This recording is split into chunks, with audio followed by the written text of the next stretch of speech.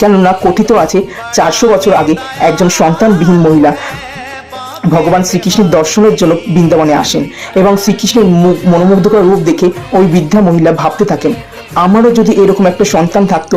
সেই ভেবে বৃদ্ধা মহিলা কাঁদতে কাঁদতে বাড়ি চলে যান। তারপর ভগবান শ্রীকৃষ্ণ সেই বৃদ্ধা মহিলার কষ্ট দূর করার জন্য ওনার বাড়িও চলে যান।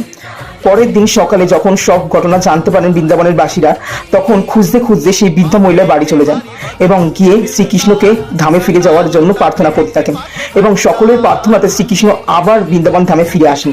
তারপর থেকে এই পরম্পরা আজও চলে আসে, কারণ ভগবান শ্রীকৃষ্ণ আবার কারো ভক্তির প্রতি মায়া হয়ে আবার যেন কারো বাড়ি না চলে যায়।